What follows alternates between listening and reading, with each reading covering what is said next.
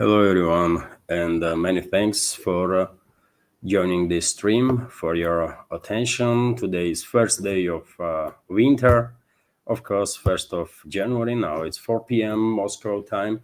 Late stream today due to some technical issues. I posted about it in a chat.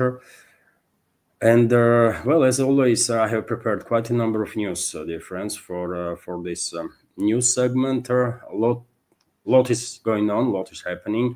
Some crazy news, by the way, that you might struggle to believe, but yes, that's the times that we are living now. Some crazy stuff is happening. Although before I start, dear friends, let me thank Julie for $5 donation on PayPal this morning by local time, and also let me thank Alexander G for $10 donation through Boosty, also just about an hour ago. Many thanks, sir, to Julie and Alexander, and to everyone, of course, sir, who supports my work and helps me to maintain this project. That's been said, dear friends. Of course, if there will be any questions through Super Chat on Rumble, I will react on it, or if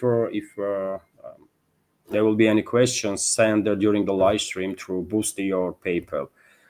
Obviously, Anna, my wife, will send me a screenshot of the question, so I will not miss. But in any case, whenever there is a question and somehow I missed it, during the next update, I will react on it anyways. So that's been said, dear friends. Let's go through some news now. And first of all, short summary of the situation on Ukrainian battlefield. And we have some major update, really. But let's go sector by sector. First, in Kherson direction, no major developments were reported by media. In Zaporozhye direction, according to a number of military experts, Russian troops are finalizing clearing operation in Stepnogorsk area.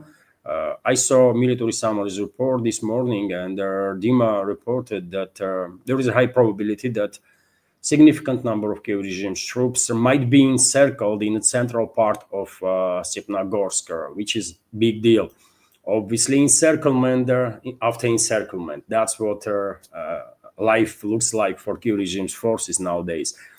Also, Russian troops are further improving their positions in Novodanilovka settlement, which is located, as you can see, on southeastern side of Orekhov.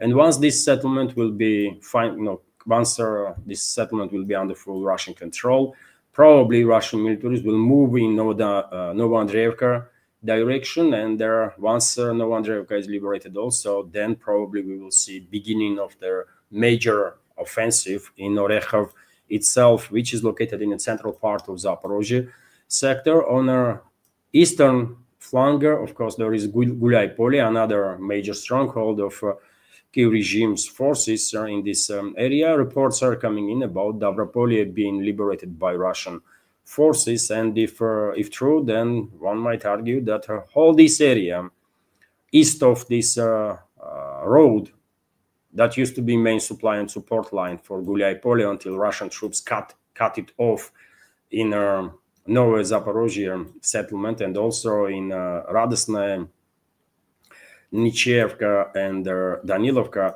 All this area east of this main road is under full Russian control, and yet again reports are coming in about progress of the Russian troops inside the Gulay Pole itself. There was an instance when Kiev regime's forces allegedly, according to even Kiev regime's so-called media, number of Kiev regime's units withdraw without order from Vysoka Zeleny Gai area. And once they move their positions, Russian troops follow them and enter the city itself, basically with very little resistance, right? And now Russian troops are inside the Gulay Pole, although it is, I think, a bit early to say that a major offensive from Gulay Pole has begun. Ground is being prepared for that. No major changes were reported there in about Pokrovsk Mirnograd area. Southern part of Mirnograd is under Russian control, according to a number of military experts.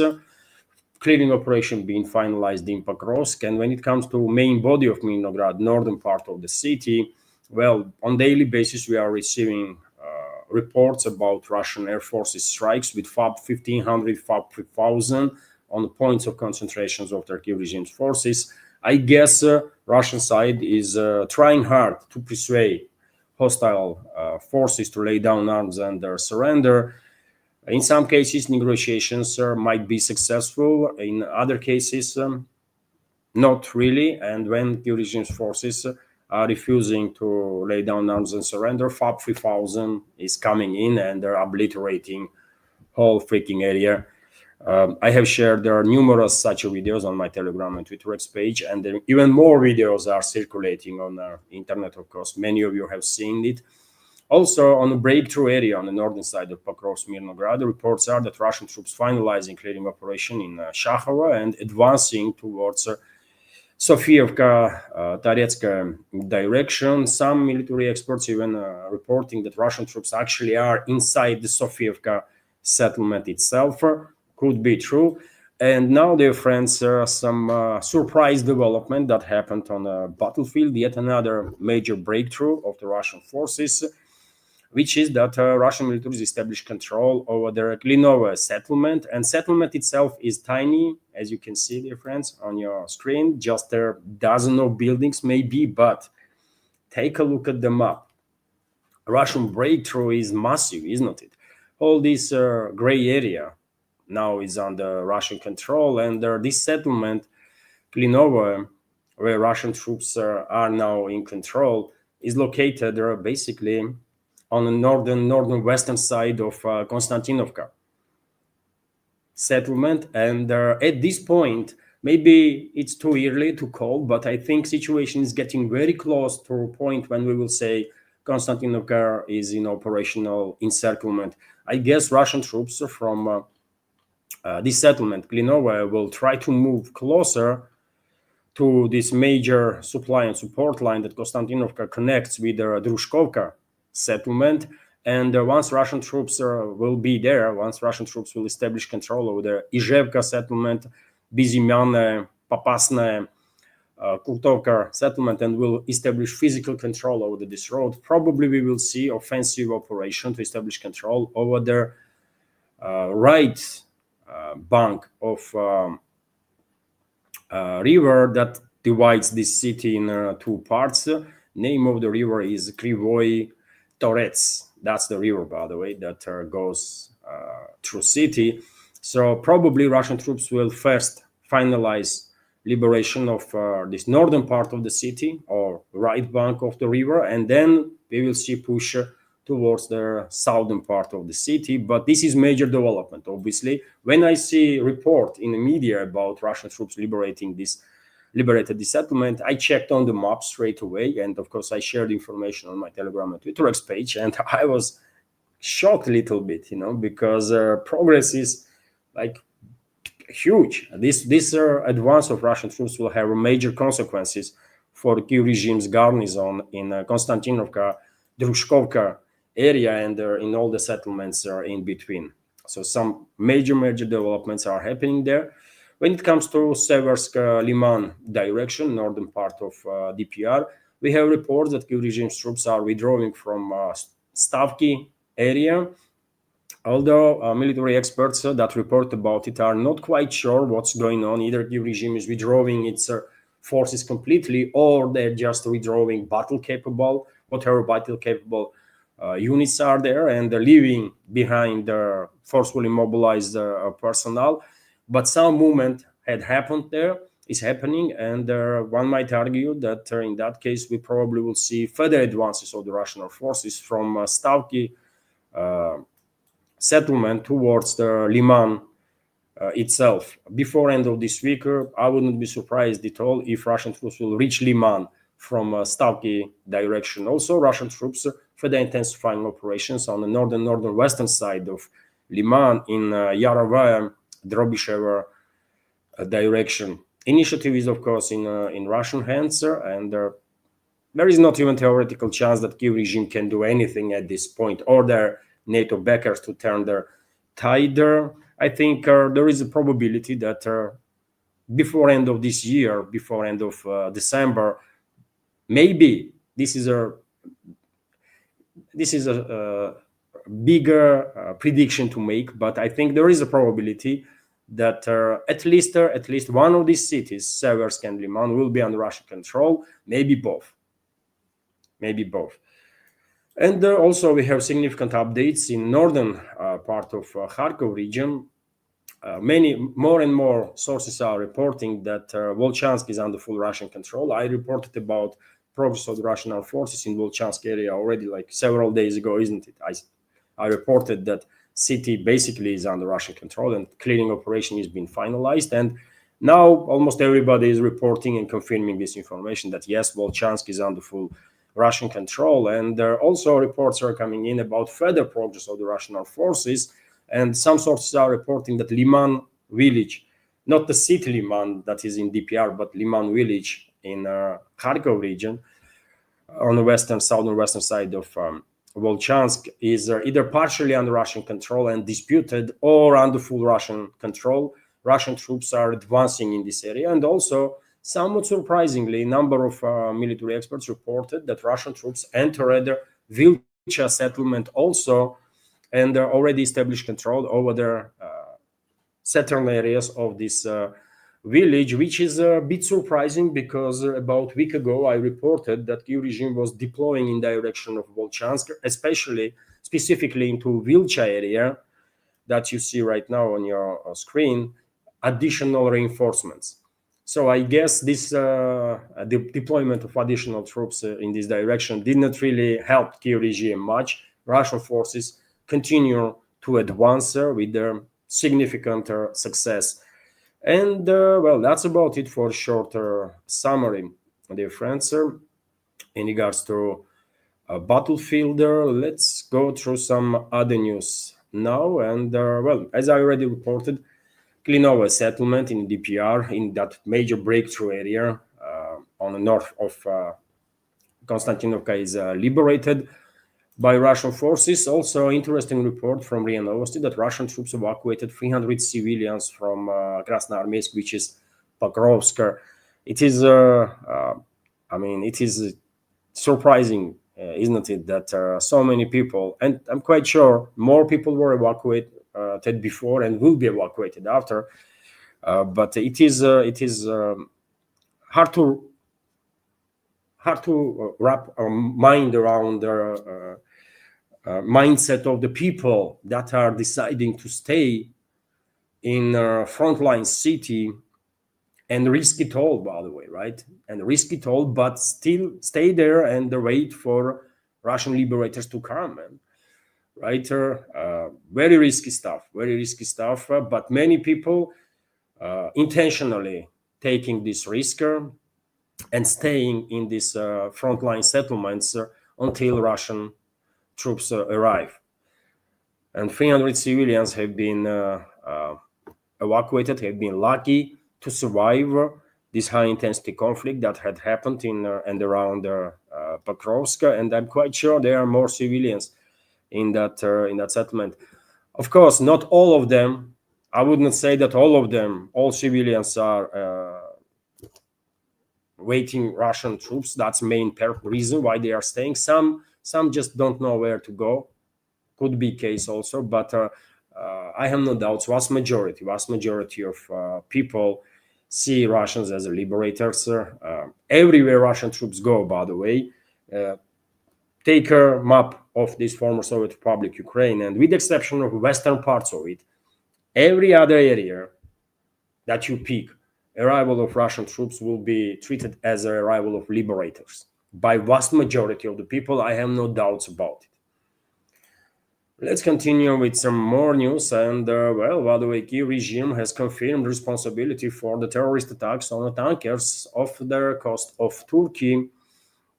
As a report is that source in the Ukrainian security services confirmed that the Ukraine bears responsibility for the attacks on the tankers off the coast of Turkey. The Guardian reported, British media outlet. I remind you, dear friends, that in 2 days ago, that was, isn't it? Kiev regime's forces with their obviously with their direction and assistance of British intelligence and militaries targeted two tankers in the Black Sea, off coast of Turkey, and well, this is a major development. Obviously, this is major development that will have far-reaching consequences because clearly, out of desperation, globalists and first of all, major force among globalists, British ruling class, is accelerating its terror campaign against Russia, and they are not in this terror campaign. They are no longer restraining themselves, even in regards to their allies. Turkey, I remind you, dear friends, that Turkish political class, basically, Turkey itself, is a British proxy for very, very long time, isn't it? Since the Ottoman Empire period. They had some difficulties time to time, but mainly Turkey was operating as a British proxy and continues to do so. And these tankers were attacked in the Turkish waters. These tankers were attacked in the Turkish waters, and UK did it. British intelligence and militaries did not really care that they are embarrassing their ally or proxy. They did not freaking care, man. That's the level of desperation that London is experiencing now, right? That they don't care about nothing, by the way. They are in all-out terror war against Russia. They are full in now. And well, when it comes to this terrorist activity of the globalists, Western elites, first of all, British ruling class, well, let me give you another news that once again demonstrates how they treat their so-called allies. Turkey again, because Turkish tanker, by the way, Turkish tanker is sinking right now off coast of Senegal. Turkish tanker, right? Let me give you a report on that first. So their empty Mersin tanker owned by the Turkish company Beşiktaş Denizcilik began sinking off coast of Senegal. According to preliminary reports, the vessel was carrying oil and was hit by drone, according to Deniz Haber news agency. The tanker, 183-meter longer, 32-meter wide, and with a capacity of 50,000 tons of oil, was attacked while transporting Russian oil, the publication writes. MT Mersin is also reported to be sailing under the Panamanian flag. It was built in 2009. According to journalists, the vessel sailed at the Russian port of Taman in August, after which it headed for Africa and remained there stationary for a long time. There are currently no official statements regarding the cause of their incident. And dear friends, seems like, you know what happened? British intelligence and militaries, while using their Ukrainian proxies, attacked this tanker, this Turkish tanker, right? And Turkey, to avoid embarrassment on a global scale, said nothing. It seems like this attack happened a long time ago, and their vessel is stationary for a long time off coast of Senegal, and they're taking in water and already sinking. Probably will sink soon. And according to reports, it was carrying oil. It has a 50,000 ton capacity to transport. So you can imagine what's going to happen in the area, by the way, when this 50,000 tons of oil gonna go free, right? That's London. That's what London is doing, by the way. You know, they will use the Kiev regime, obviously, right, to maintain plausible deniability. But we all know that everybody knows that all these maritime operations, all these terrorist attacks that Kiev regime is conducting in the Black Sea, in the southern sectors of the front line, everything is orchestrated and led by UK. UK is in charge there. Everyone knows this, right? And so you tell me level of desperation of the British ruling class if they're no longer care even about reputation of their own freaking allies, Turkey in this particular case, and they are embarrassing Turkey this openly. One tanker is sinking, Turkish tanker is sinking off coast of Senegal, and just a few days ago, Brits targeted two other tankers in territorial waters of Turkey. In territorial waters of Turkey, by the way. This is an act of war, actually, right? By any means, this is act of war that UK and Ukraine committed against Turkey. But did you hear any strong statements from Ankara? No. Yes, Turkish foreign ministry condemned these attacks, but no strong words, nothing. Which once again demonstrates, right, that Turkish leadership, Turkish elites, by the way, they are just British prostitutes. Period. Right? They are British prostitutes, man. That's what they are. Erdogan is a British freaking prostitute, man. Whore. That's what it is. And that's why Ankara is keeping quiet. These dirty freaking bitches, man. Right? Anyways, fuck him all, man. I never liked the Turkey, never respected Turkish political class. I don't like them, man. Fuck him all.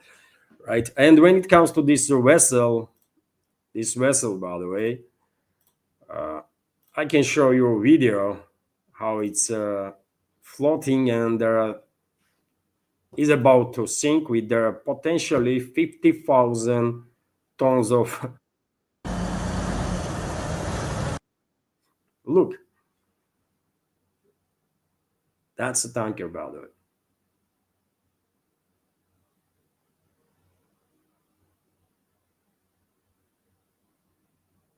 It's done, man. It's finished. Maybe some vessels will try to take out whatever oil can be taken out from this tanker. Maybe they already did, potentially. Probably they did not wait until vessel will sink. But nevertheless, it's going to be ecological disaster, right? It's going to be ecological disaster anyways. And it's a war, by the way. That's what is going on. UK is basically all in this terror war, terror campaign against Russia, and the situation will only escalate.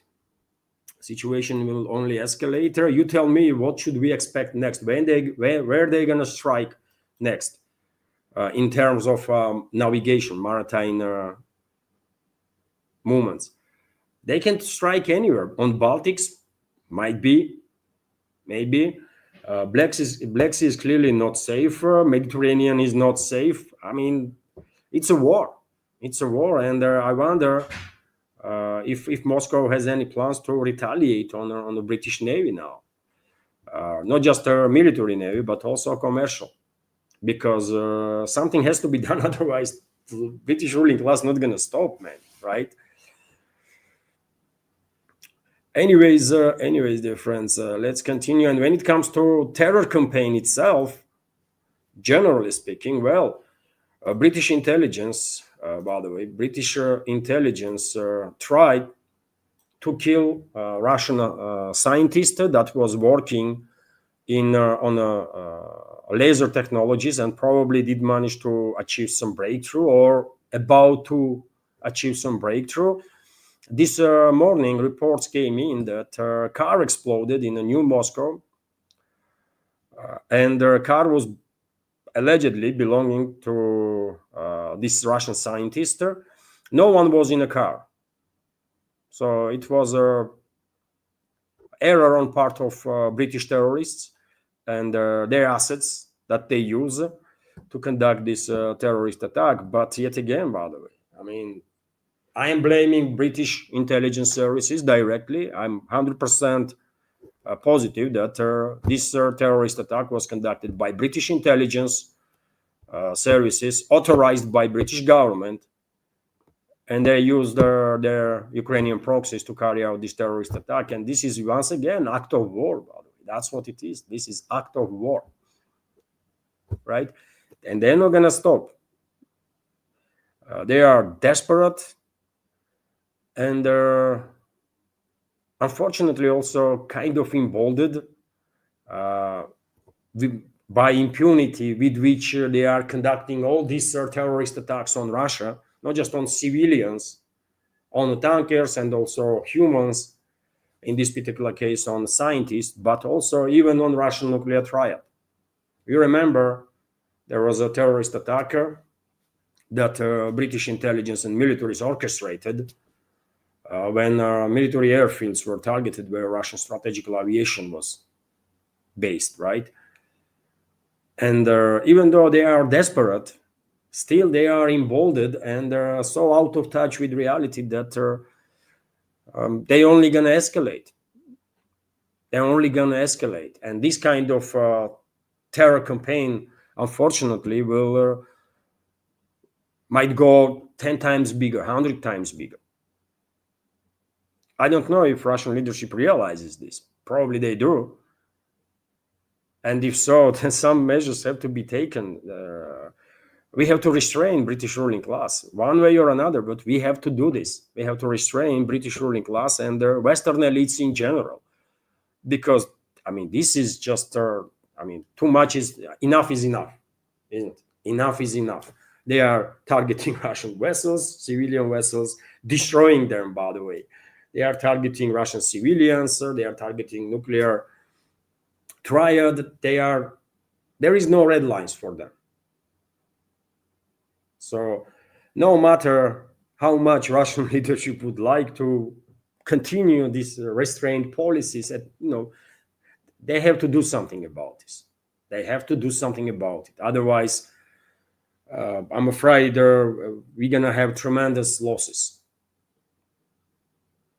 due to terrorist activity of the British ruling class and Western elites in general. Meanwhile, this freak show with the so-called Trump's peace plan continues, by the way, right? Deception operation, as I called it for straight away, attempt to fool Russia again with a Minsk-free type of agreement. And yesterday in Florida, in US, there was a meeting between US representatives and representatives of Kyiv regime. American side was led by Marco Rubio, national security advisor of Trump and also head of State Department. Steve Witkoff, special envoy of Trump, and Trump's son-in-law, Kushner, with whatever status. I don't even know if he has any freaking status to be there. But, well, these three people were representing US, and from Kyiv regime, there was Umerov, that was leading the delegation, and some other creatures, right? And the reports are that these talks did not really went well, allegedly. But yet again, I don't take seriously nothing that comes out of Western media in regards to this topic of Minsk-free or any other topic for that matter. But nevertheless, because Russian media pay attention to these developments, I'm reporting that talks between US and Ukrainian representatives in Florida failed to reach final decision on all issues. CNN and numerous other media outlets, or so-called media outlets, reported about it. It would be premature to say that we have achieved their final solution, since much still remains to be done. The channel source said, okay, by the way, what was the purpose of the meeting then? I mean, what was the purpose? Why? What kind of games are they playing, man? Their main goal is to fool Russia. Russia is not being fooled, by the way. Russia is trusting nobody, right? And Russian leadership was very clear on numerous occasions that they're going to be no Minsk-free and Minsk-4. Nothing like that, right? Although, same time, Russian side is very polite, diplomatic. Russian president himself and other high-ranking officials said on numerous occasions also that, well, if there is any initiatives from the Western side, from US in this particular case, or from whomever, to resolve the issue, we are ready to have a talk. Let's have a talk, okay, right? And to have a talk, by the way, tomorrow there will be a meeting between Steve Witkoff and the Russian president. Although, although, yet again, this is a freaking, I don't know, man. Some this is deception operation gone very very wrong, right? Because clearly, whoever is director of this show, by the way, is missing the points. They cannot pull out this operation properly because on one hand we have this report that yesterday agreement was not reached between it sounds even funny, isn't it? Agreement was not reached between Washington and Kiev. Seriously, man. Seriously, since when Kiev regime is a decision maker? Kiev regime was never a decision maker, right? So agreement. We should interpret this report as agreement was not reached between Washington and London, between Washington and the globalists or European ruling class. Okay, then. Okay, if Washington and the European elites did not reach their agreement, then what gonna be topic of discussion tomorrow between Russian president and Steve Witkoff, especially in way of U.S. president? I mean, honestly, I mean, what they gonna talk about, and what is the point to discuss anything when globalists, when European ruling class, through their proxy key regime, are saying that they don't care. They're gonna prolong this war as long as they can. They're not gonna accept any concessions to Russia. They are winning. If you ask European ruling class, they are freaking winning, man. Still, nowadays, right? So what is going on, man? This is embarrassing. All this freak show is embarrassing, man. And I feel sorry, man. I feel sorry that somehow Russian leadership end up being like drawn into this show, bloody show that West is initiating, and now Russian president have to have talks with Witkoff about nothing, literally, because how Moscow can agree on something that have not been agreed by our enemies, right? So our enemies, US, UK, France, Germany, and all the others, by the way, their leadership, they themselves have no freaking idea what they want. They cannot formalize their stand, right? So what Trump gonna discuss with Witkoff? Weather? Okay, they can discuss weather, by the way. Weather is miserable. I can tell you that. There is no snow, unfortunately, and who knows, man. Maybe this winter we will have also without much snow, like it was last year, and that's gonna be quite upsetting. But okay, we will talk about weather some other time. But yet again, I don't think there is any serious topics to discuss between Witkoff and Putin, because yet again, Western world itself, collective West itself, has no final stand on anything, really. They still are like negotiating something between each other, man. anyways Zelensky went to France, by the way. He met with Macron just a couple of hours ago, and I didn't really follow much these developments. I don't really care. It makes no difference. It's not important, really, right? What Zelensky does or does not. There are going to be some usual statements made by these two clowns, Zelensky and Macron, by these two bloody clowns. How powerful are they, and how successfully they are defeating Russia, and that kind of crap, right? Okay. Just the fact that Zelensky went to France to, pose for the cameras again, together with Macron and Macron's husband or wife or whatever that creature is. RIA Novosti is also reporting that, Colonel Douglas McGregor is making headlines, by the way, in Russian media. And I'm not sure Douglas McGregor knows about the existence of my channel, but if he does, and if by chance he's watching right now, then maybe he will like to hear that, Russian media is quoting him. right, sir? And that's why I'm sharing, by the way. We all are familiar with Douglas McGregor. Clearly, one of the few voices of reason from the America that we can hear thanks to alternative media. And let me give you this news. Let's see what Russian media pay attention to. So the Kiev regime was wrong to fail to agree on a territorial transfer to Russia during the negotiations with the American side in Florida. McGregor is commenting about yesterday's data meeting. Former Pentagon advisor Douglas McGregor said on a YouTube channel Deep Dive.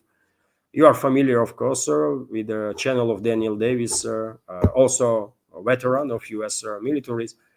Deep Dive, and Colonel Douglas McGregor is also, of course, a decorated veteran of U.S. military. And we have some quotes here. When there are new cities fail into Russian hands, they, Ukrainians, will remember how they were offered to discuss this issue at the negotiations, but it will be too late, he said. According to the expert, the pace of Russian forces' liberation of the territories in Ukraine has accelerated significantly. I'm not sure McGregor used the word liberation, or maybe he did. I have not watched that particular video, but basically McGregor is saying that Russian advance is accelerating, which is factually accurate statement, of course. So this Russian offensive is accelerating significantly this year, giving hope for a quick end to the conflict. Well, I would love to see a quick end of this conflict, but unfortunately, a Western ruling class is not there yet. And unfortunately, they still have enough resources to prolong this war for another year or two, sadly. But who knows? Maybe Kiev regime's forces will collapse in next month or two, and Russian troops will reach borders of the Western Ukraine sooner than I think. That will be great, of course. And as I said many times before, dear friends, I think personally that special military operation will end when Russian troops will reach borders of the Western Ukraine. All this shows that West is coming up with the negotiations and their peace talks and this and that. None of it will work, by the way, because everyone understands they are just trying to gain some time. So special military operation, while Moscow will be engaged in all sorts of talks, just to demonstrate that Moscow is open for a political solution to be reached. But nevertheless, talks aside, Russian special military operation will continue and only stop probably when Russian troops will reach Western Ukraine. We don't need to go into Western Ukraine, absolutely not, right? But the rest of the territory is obviously have to be liberated, and first of all, people there have to be liberated from this from NATO occupation, basically. McGregor continues to say, whatever happens, they, Russians, will get both Odessa and Kharkov, which are historically Russian cities, not Ukrainian. And I agree with McGregor, absolutely. Russia will, of course, liberate both Kharkov and Odessa. Regions too, not just cities, but whole regions, obviously. And not just Kharkov region and Odessa region, but also Dnipropetrovsk region, Sumy region, Chernigov region, Kiev, by the way. Kiev will be Russian because Kiev always was Russian and have to be Russian. Kiev will be liberated too. Remember, a year ago or 2 years ago, I was always leaving 1% chance for the possibility that Ukraine as a landlocked quasi-state might remain on the political map with the territory of Kiev and a couple of surrounding regions. But now I think that train has gone.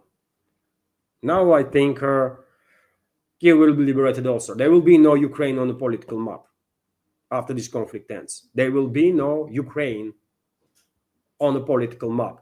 Russian troops will reach Western Ukraine, liberate everything until borders of the Western Ukraine. And when it comes to Western Ukraine, globalists, Western ruling class might try to sort of maintain statehood of Ukraine there in Western Ukraine. They might call it Ukraine, right? But eventually, this will not work. By the way, it might last for I don't know, months, 2 year or two, but eventually, of course, Hungary, Poland, and Romania will make claims on those territories that they used to control. In case of Romania before First World War, in case of in case of Hungary before First World War, that is Transcarpathia region, of course.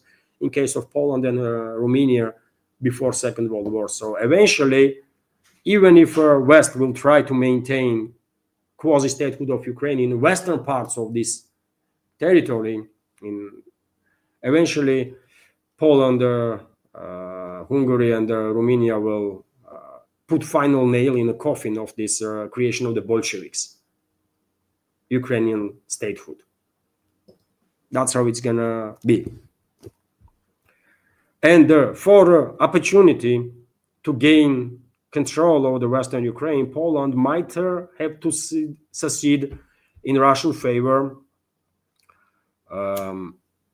Suwalki Gap, so that Russia will have a land bridge through Belarus to Kaliningrad region. I think this is also a possibility. But anyways, let's see what's going to happen, by the way. But, well, Colonel McGregor makes headlines here in Russia. Russian journalists pay attention to what he has to say about different stuff, including Ukrainian crisis. And for a reason, by the way, Douglas McGregor is definitely one of the few voices of reason that are actually telling the people truth and are bold enough to say what they actually think, which is rare, by the way, rare stuff nowadays, isn't it? Everyone plays this polite correctness and tries to didn't offend them and those. And no, man, just say it as you think, man, right? You might have a few followers, you might have a few supporters, but you will have a real ones next to you, right? And that matters. Anyways, let's continue. RIA Novosti is reporting that, well, National Anti-Corruption Bureau of Ukraine, NABU, wants to bring charges against the members of Zelensky's party. According to Verkhovnaya Rada, let me give you details on that, and I will explain my take of what is happening here. The National Anti-Corruption Bureau of Ukraine, NABU, is preparing to bring corruption charges against several members of parliament from Vladimir Zelensky's servant of the People's Party, according to Verkhovnaya Rada Deputy Alexander Dubinsky, who is in a pre-trial detention on treason charges. And by the way, this very well might be true, that NABU will go after Zelensky's members of the Zelensky's party, servant of the people, that's what they call it, right? And the reasoning is what I have said many times before, to force this regime in Kiev and this so-called parliament to adopt new legislation based on which then forceful mobilization begins of a youth, youngsters from 18 to 25 that are now, for now, immune from forceful mobilization.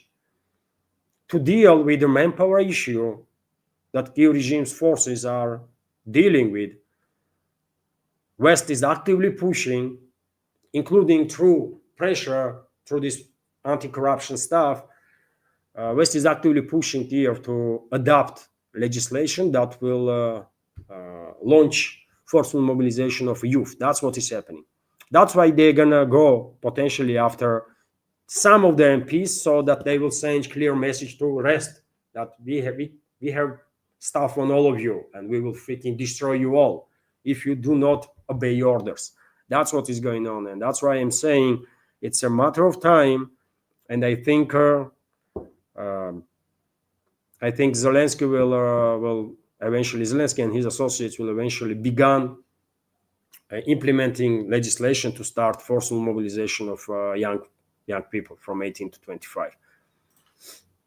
This would not turn the tide, obviously. This would not really change much on the battlefield, but this will give Western elites, Western ruling class, several more months, let's say, and they are willing to sacrifice tens of thousands and hundreds of thousands of Ukrainian teenagers for these several months that they might gain, before eventually they will still have no option but to acknowledge defeat in this proxy war that they are waging against Russia and capitulate.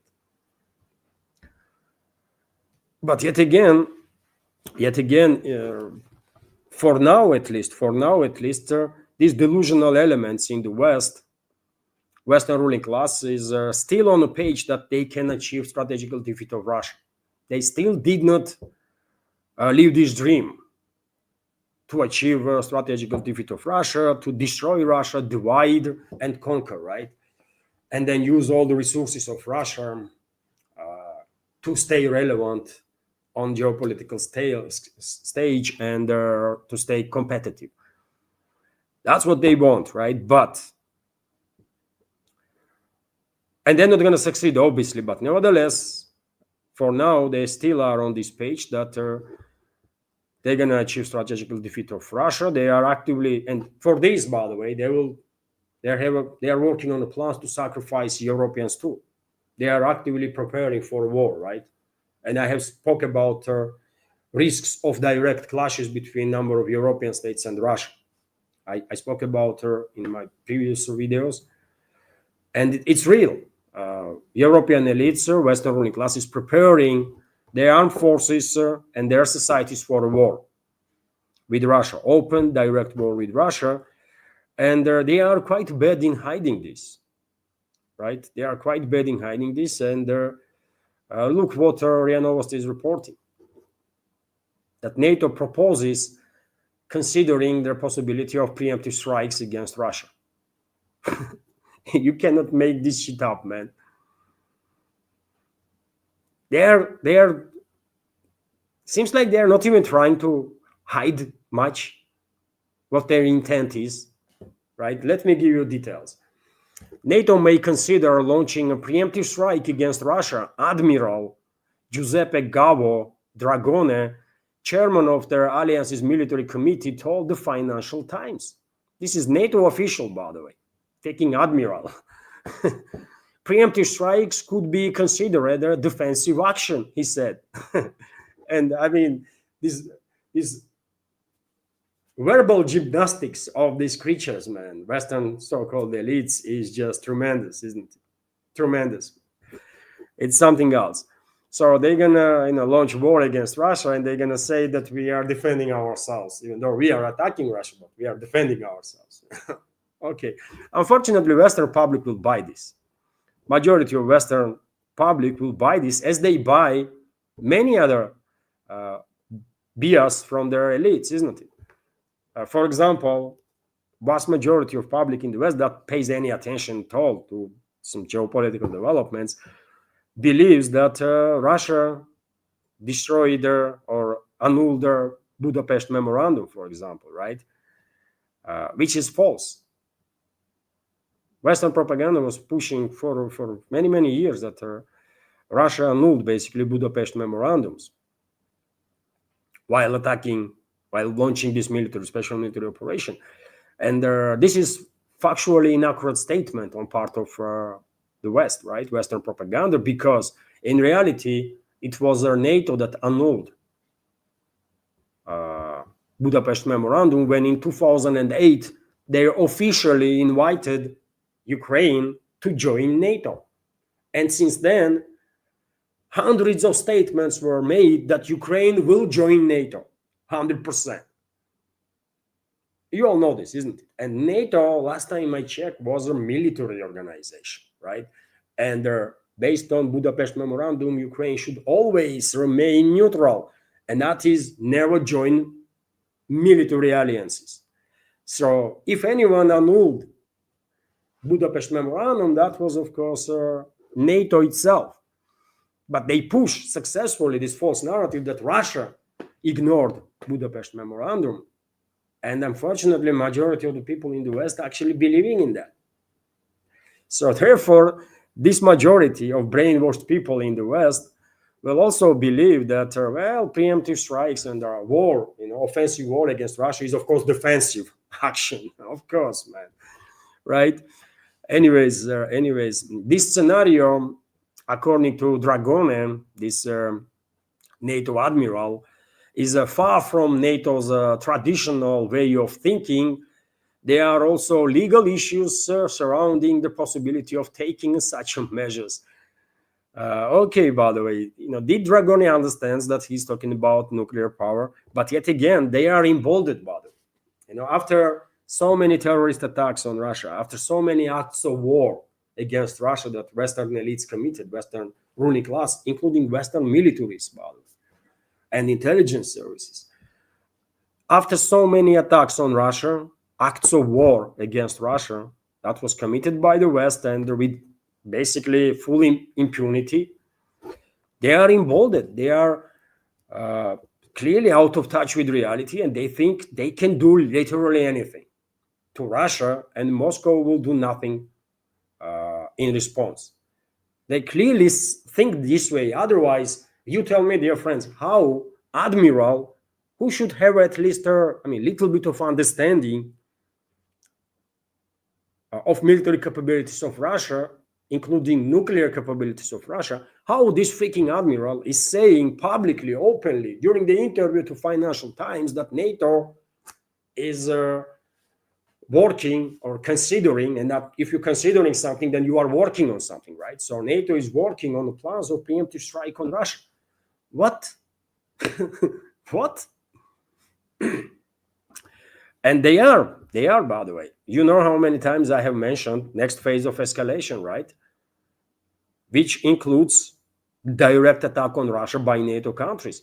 I said many times before that NATO, Western ruling class, is planning next phase of escalation with Russia, which includes, in my understanding, attempt of decapitations, multiple simultaneous attacks, including decapitation strike on Russia to eliminate military and political leadership, massive long-range, unprecedented scale long-range missile and drone strikes simultaneously to attempt of decapitation strike, simultaneous large-scale terrorist attacks inside the Russia by all sorts of assets that Western intelligence and their proxies unfortunately have on Russian territory, and simultaneous unprecedented scale cyber attack on Russian Federation to create a situation of chaos, total chaos, right? That's what their goal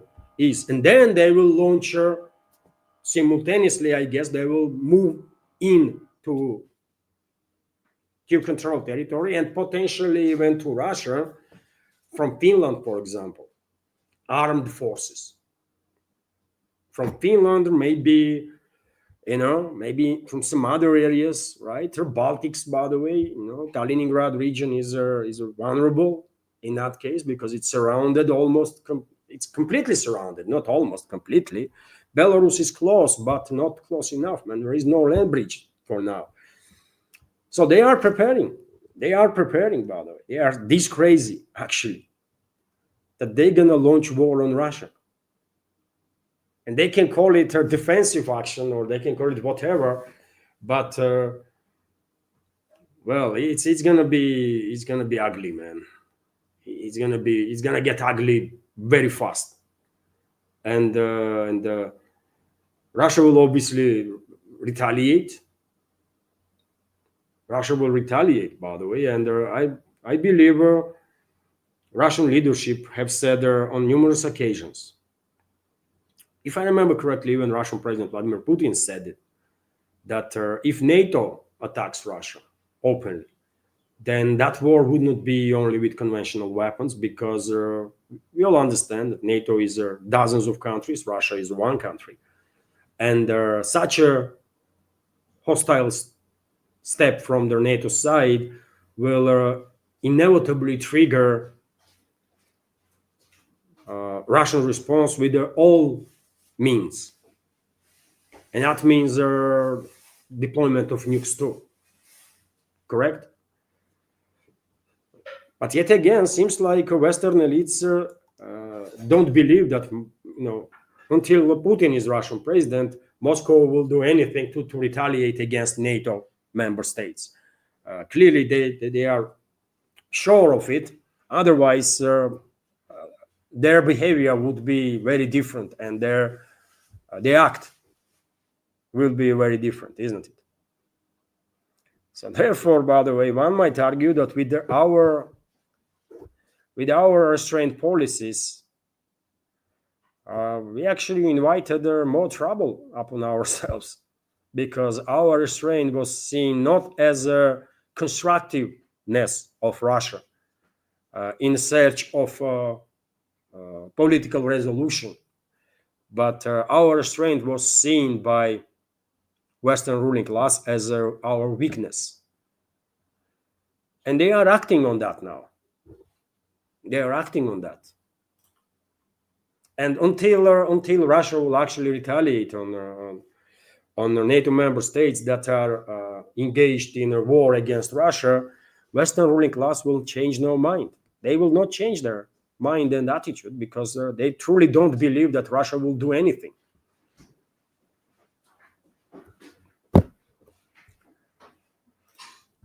Nevertheless, Maria Zakharova, official spokesperson of Russian Foreign Ministry, reacted on these tremendously responsible statements of NATO Admiral Dragone about preemptive strikes on Russia.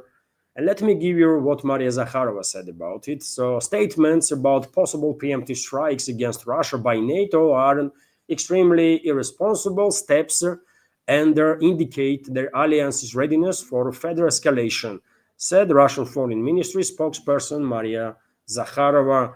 We view Giuseppe Gallo Dragone's statements about the possibility of preemptive strikes against Russia as an extremely irresponsible step, indicating their alliance's readiness to continue moving towards the escalation. People making such statements must be aware of their risks and their possible consequences, including for their alliance members themselves, Zakharova said in a statement published on the Russian Foreign Ministry's website. And that's the issue, Maria Zakharova, isn't it? That's exactly the issue, that they don't think NATO member states will face any consequences. That's exactly the point, and that's why they are this crazy, man. These Western elites are acting this crazy.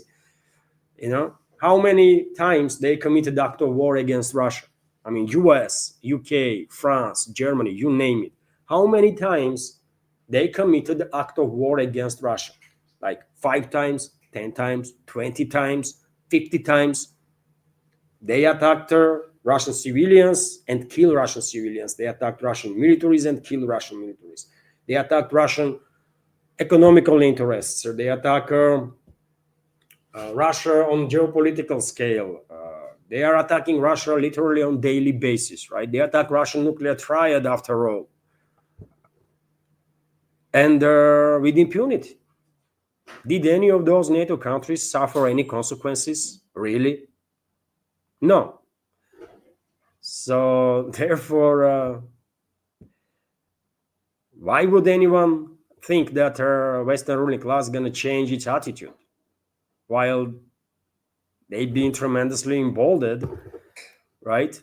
On one side, that's a tricky situation that is being created. That on one side, they are desperate, right? Because on the battlefield, on the ground, in the zone of special military operation, they are losing, right? They are observing the situation. They are realizing that they are losing, by the way, big time, right?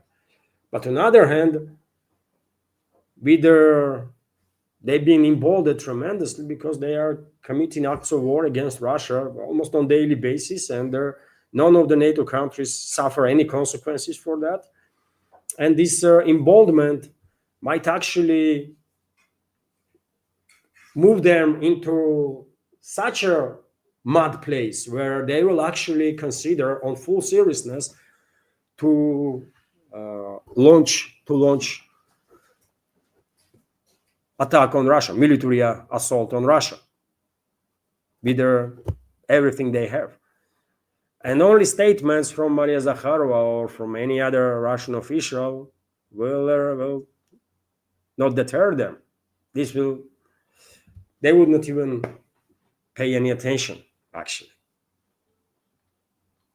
unfortunately. But that's where we are, isn't it?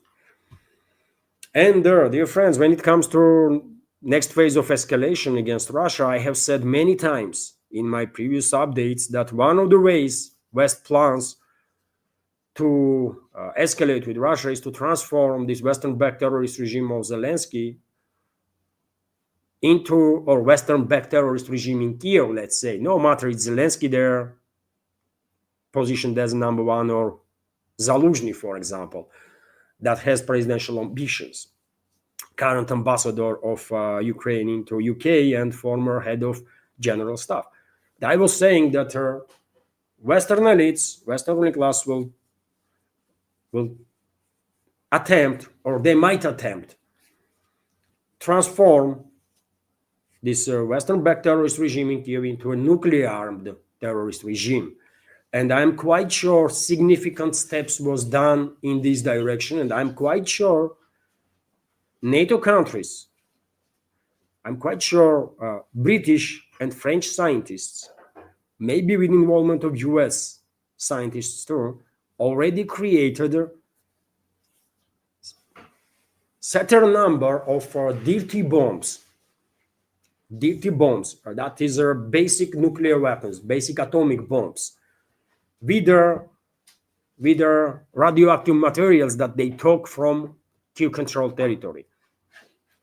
I have no doubts, by the way, that somewhere in collective West, in UK or in France, or maybe in Romania, to send in to Ukraine as fast as possible, or in Poland, there is a warehouse where Western ruling elites are keeping these dirty bombs, these basic atomic bombs with their low yielder, maybe 5 kiloton, up to 10 kiloton potentially, right? And how many of those bombs are there is anybody's guess. But I have no doubts they have built these atomic bombs, and that's why they were pushing through their media outlets these narratives for a very long time that well, Kiev regime, if they want to, they can build atomic weapons, right? Atomic bombs, hundreds of them actually, based on volume of radioactive materials that is in Kiev controlled territory. And this type of articles were, by the way, published all over the Western media, right? To create this narrative that, well, Kiev regime on its own can build atomic bombs. No, they cannot. They cannot, by the way, right? But with the assistance of NATO countries, France, UK, US, oh, they can. And this happened.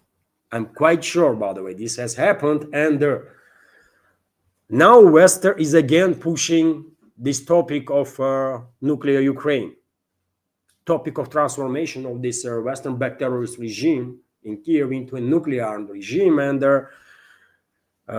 statements about it was made by none other than a British prostitute Zaluzhny, British candidacy to replace Zelensky, who is serving now in UK as a so-called ambassador, right? Let me give you details.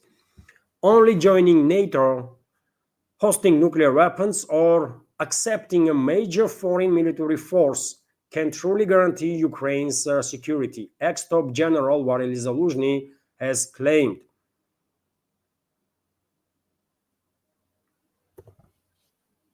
You know, they are saying it openly.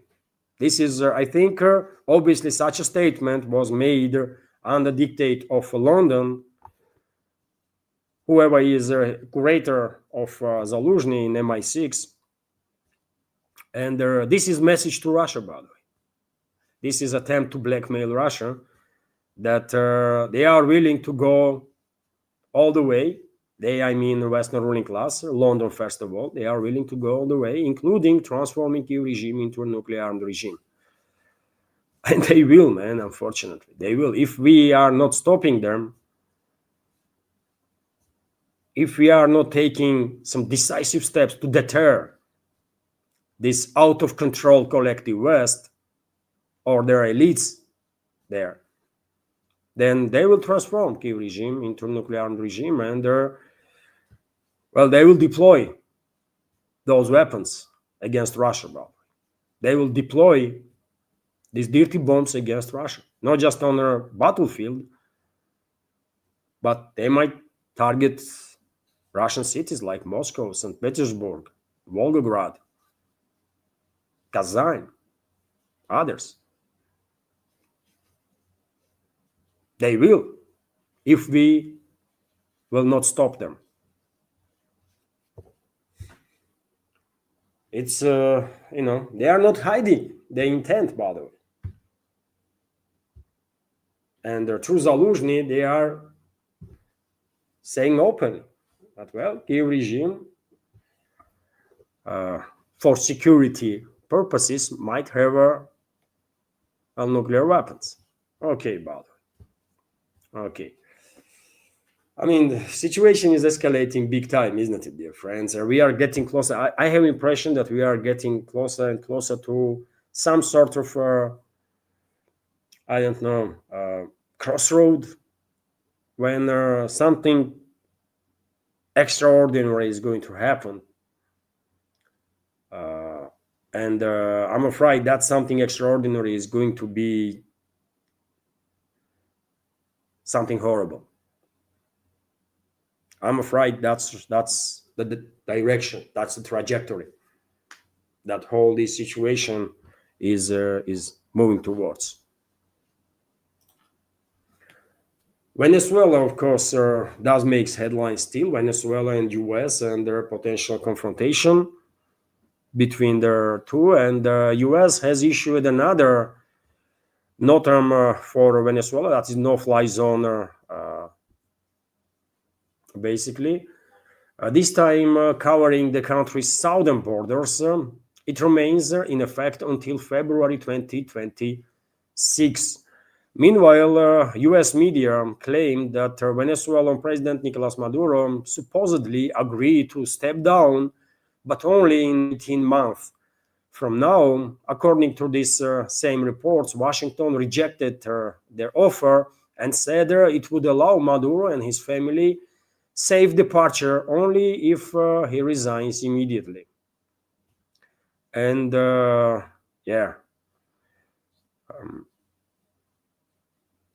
maybe he will. Maybe Maduro will resign in upcoming days. I hope he's not gonna fly to Moscow, man. I hope he's not gonna come to Russia. Too many of these freaking losers get their safety, in Russia. Assad on one hand, now Maduro, God knows who else, right? So I hope they're not gonna come to Russia, man, because if they will, then Moscow obviously will have no option actually but to give them asylum, right? That's how things work. But yes, maybe he will flee, by the way. Maybe he will not. We will find out. But I think in this deception operation that Europe and US are engaged against Russia now with this latest this peace plan that they come up with. Well, US is US is pursuing several tasks for itself. One is same with Europe, is to somehow fool Russia to agree on a Minsk Free and to gain some time for themselves and for their proxies in Kiev. That's one goal that both have, US and US ruling class and European ruling class. But US also wants, US political class, I believe, also wants to, while fooling Russia, if they succeed in this with fooling Russia with this Minsk Free plan, they will also seek from Moscow guarantees of non-involvement if and when US will attack Venezuela, potentially Cuba, and God knows which other country. They want her. They want her in America. Guarantees from Russia that Moscow will seek no revenge on U.S. on a state level. I'm quite sure about it, and maybe operation against Venezuela was delayed because till now they didn't receive no guarantees from Moscow. I'm quite sure this topic was discussed behind the closed doors and will be potentially discussed even tomorrow when Witkov will meet Putin. And I hope Russian president will give no freaking guarantees to US whatsoever about any topic, not just Venezuela, but about anything. And they're not gonna fool Russia, by the way. Russian President Vladimir Putin himself said on a number of occasions that they're gonna be no Minsk free, man. Just because Russian leadership is polite and listening and they're engaged in a conversation, it does not mean that Russian leadership somehow does not understand what's going on. They understand perfectly well, right? They knew even when Minsk 1 and Minsk 2 was signed, by the way. I'm quite sure Russian leadership knew that West will not honor these agreements. But I guess at that point, they were thinking that Russia was not ready for a special military operation, maybe, and that's why they agreed on Minsk 1 and Minsk 2. We should keep everything in mind, you know. Maybe that's what their calculus was, that they did not feel like they are ready for a special military operation and for what will come after launch of special military operation. All these thousands and tens of thousands of sanctions and all this pressure on economy and stuff. And they worked hard to prepare a country. And they succeeded, by the way. They succeeded. Russian economy is withstanding this pressure, right? And doing quite okay, man. And doing quite okay. Better than European economies for sure, right? Better than US economies. So, you know, therefore, I think one of the goals that US is pursuing is definitely to receive some guarantees, man, some guarantees from Moscow that Russia will not seek a revenge on US on the state level, because Russia can harm, man, US. This is a double-edged sword, isn't it? That US deploy against Russia, this plausible deniability and proxy stuff and all of it. You know, Russia can do to US exactly what US did to Russia. And maybe Russia will do it.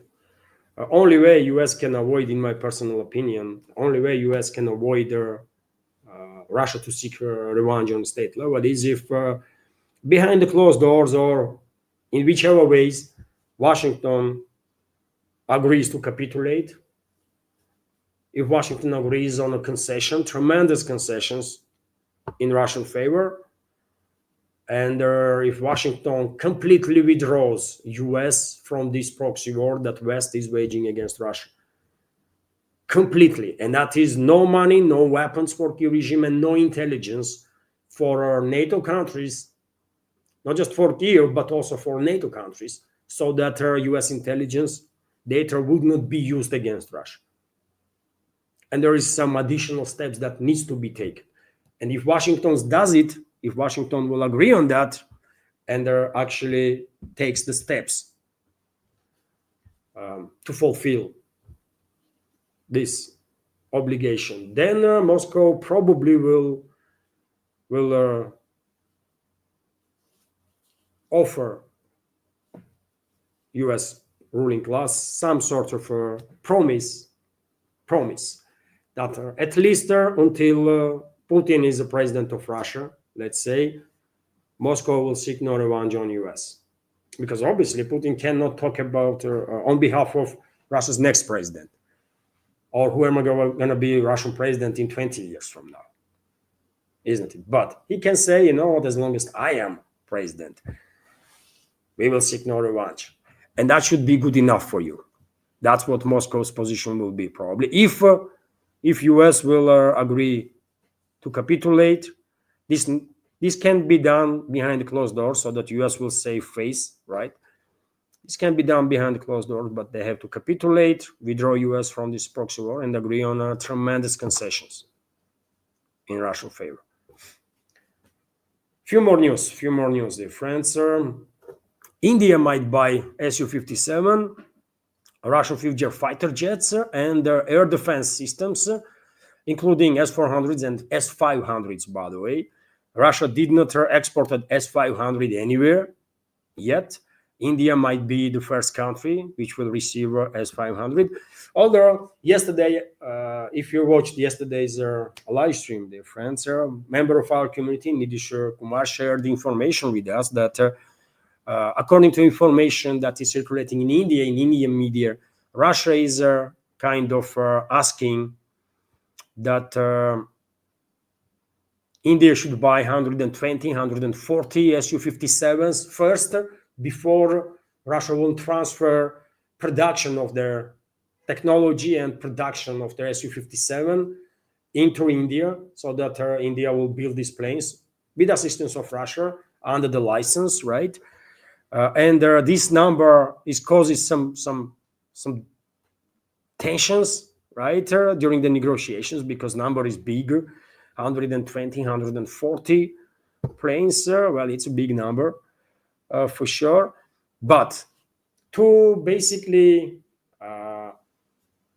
reach successful agreement, if for Russia it is, principal stuff that, well, buy 120 planes at least, right, and then we will transfer technology and stuff, to persuade India to agree on a deal, maybe Russia, for this purpose exclusively, and also to support her ally, by the way. India is Russian ally. We should, always keep that in mind. Russian strategical partner and Russian friend. And maybe to make a deal easier for India, Russia is offering S-500. No country in this world has, except Russia, by the way, has S-500s. S-500 is best air defense system in existence, obviously, and it's capable of taking out satellites, by the way. It's capable of taking out hypersonic weapon systems. It can take out anything that flies, literally anything, right? Including, I'm quite sure S-500s can take out stealth planes too. They can see them and take them out too. Quite sure about it. And of course, that will be a good offer, by the way. S-500, India wants to buy S-400s, and they have said it openly several times, Indian leadership, but they probably did not even think about possibility that Russia might sell S-500. And this is latest and most advanced air defense system in the world, right? And Russia might sell it.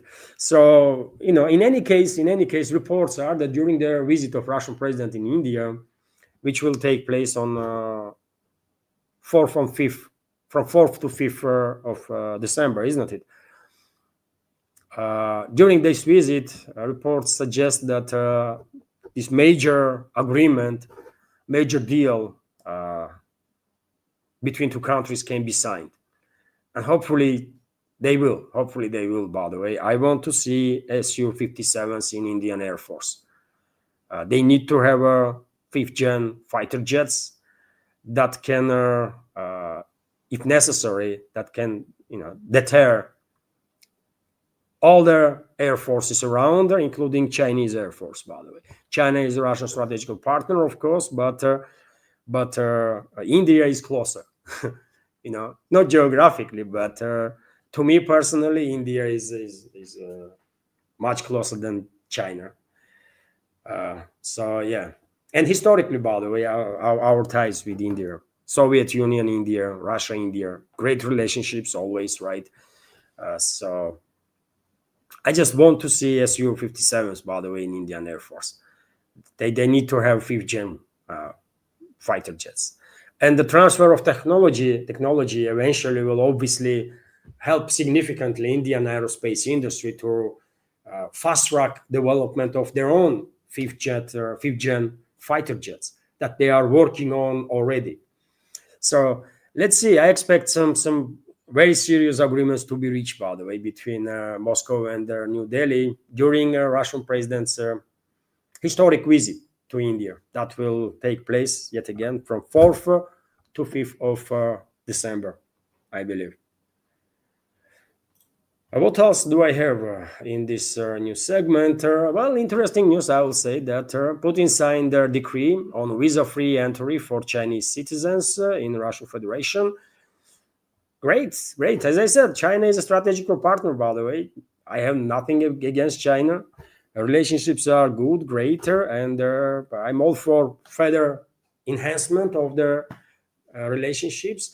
But for me, India just closer. That's how it is, right? So yeah, great news here.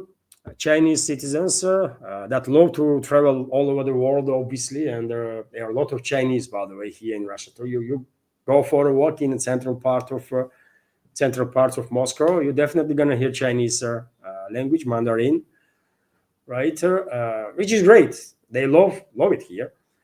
Who would not, isn't it? Moscow is great. Russia is great, by the way, and there is so much to see and so much to learn, right? And it's not just China.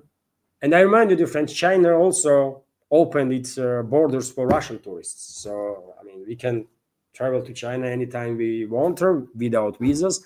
Chinese citizens can do the same, come to Russia anytime without visas. And now there is a similar agreement between Russia and Saudi Arabia also. Russia and Saudi Arabia signed their intergovernmental agreement to waive visa requirements. So yes, Russian citizens can travel without visas into Saudi Arabia also. I believe also in UAE, all over the Middle East. I think we can travel without visas, but definitely in Saudi Arabia. So also positive news, by the way, also positive news. And I will end this news segment on that positive stuff.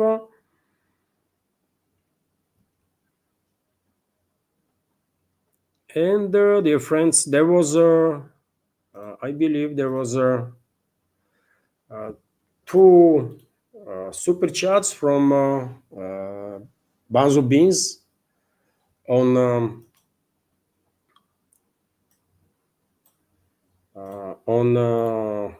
Rumble, dear friends. Let me highlight these super chats, dear friends. Unfortunately, there was only two.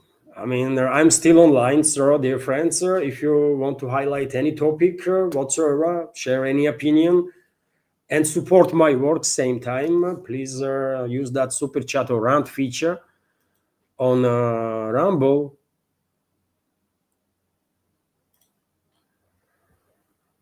Or become a premium subscriber on Rumble, or subscribe to my Patreon, by the way. Subscribe to my Patreon. That will be, of course, also a greater supporter. I have page on Boosty too. And there is PayPal, obviously, also that you can use to donate if you want to, if you like my work and want to support, and if you can afford it.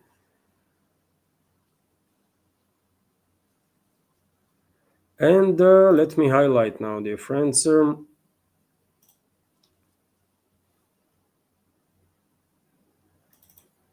Let me highlight comment from two comments. There is from Banzo Beans. Thank you very much, John, for your super chat on Rumble and $2 donation. Basically, both super chats are dollar donation each.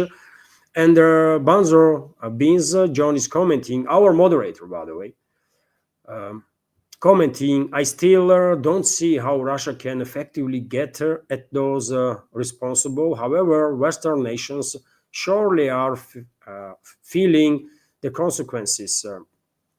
It's up to us to hold those acting in our name accountable.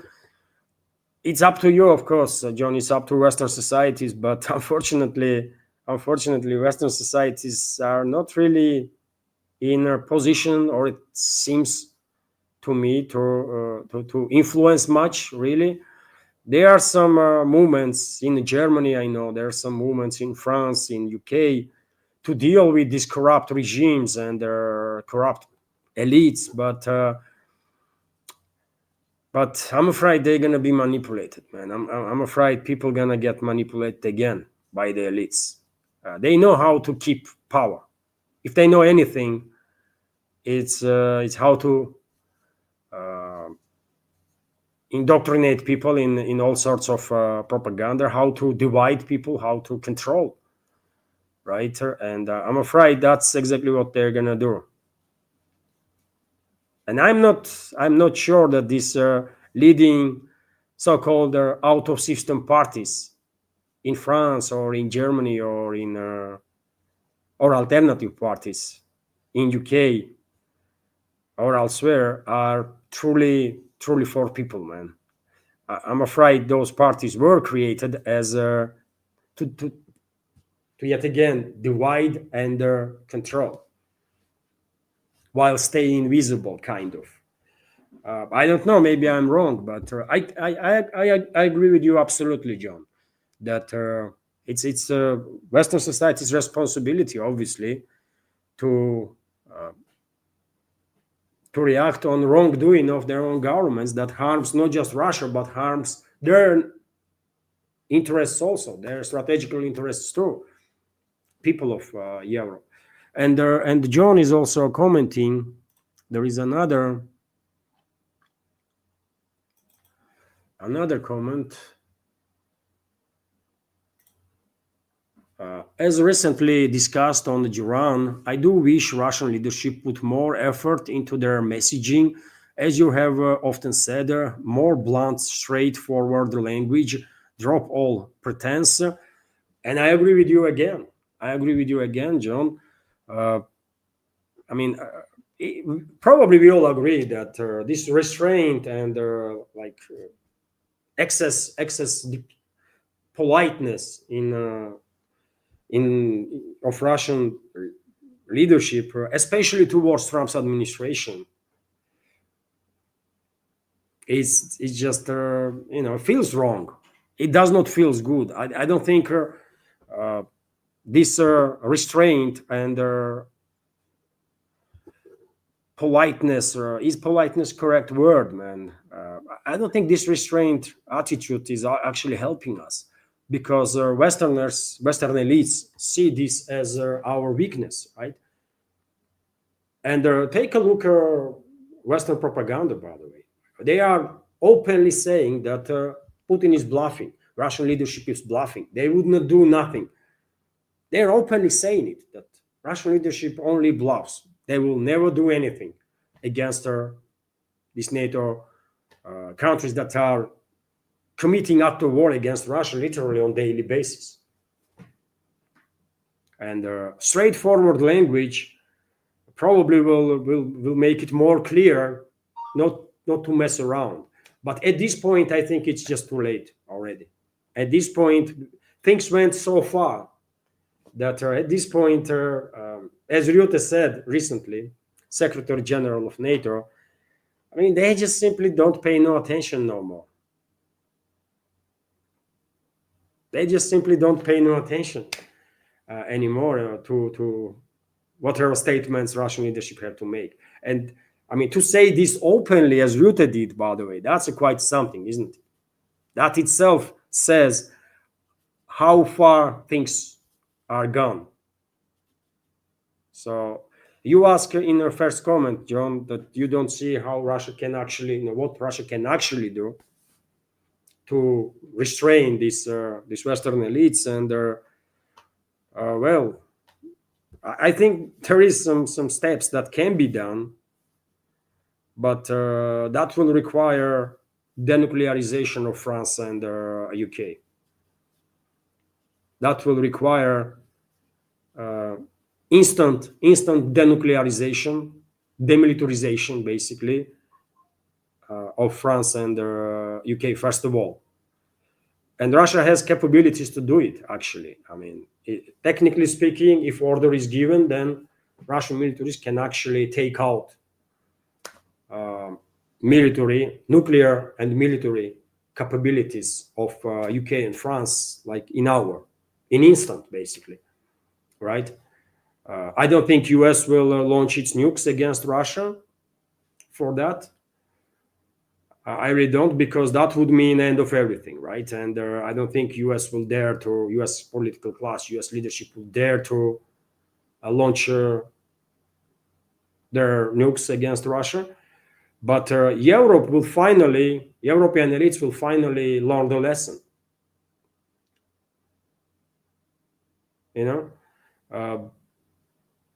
This can be done. This can be done with and the Russian side can try to minimize losses among military personnel of France and UK, right? Although there will be significant losses anyways, right? Because you have to obliterate basically their military capabilities, first of all, nuclear capabilities, right? So there will be some casualties, but Moscow can try to minimize those casualties. But yet again, this is a theoretical talk. Practical capabilities are there. If anyone thinks Russia cannot do it, no, Russia can, actually. If order is given, Russian militaries can, in matter of 30 minutes even, it's not even an hour, in matter of 30 minutes, around that, completely demilitarized France and UK. Two nuclear armed countries in Europe. The rest, by the way, will be much easier. Then talks might start, right? And Moscow just have to say, you know what, you have learned the lesson, right? And now just stay away. We are not coming. We don't want to occupy no freaking body, right? Just stay away from us. If you want to do business, do it based on respect. Otherwise, just stay away, man. Do not bother us. And that's it. But yet again, of course, this is, as I said, this is just theoretical talk. I don't believe Russian President Vladimir Putin will ever even consider demilitarizing either France or UK. He would not. I think, but anyways,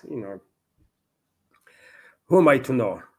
Otherwise, I mean, as you mentioned, John, either this option to use strict force to bring Western elites to their senses, or otherwise, I don't even know what can be done, because statements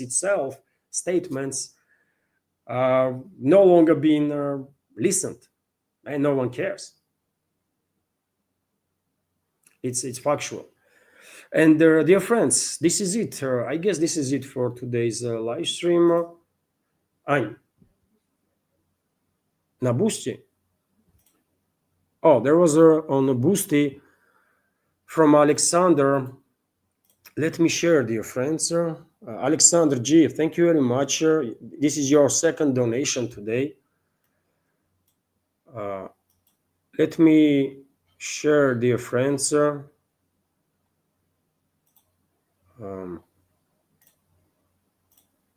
Message from Alexander.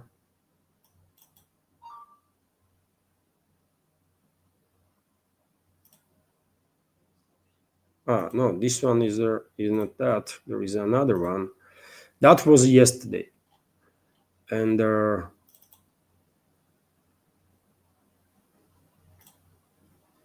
well, this is the message from Alexander. Thank you very much, Alexander G, for your support and attention, and 1,500 ruble donation, which is $20.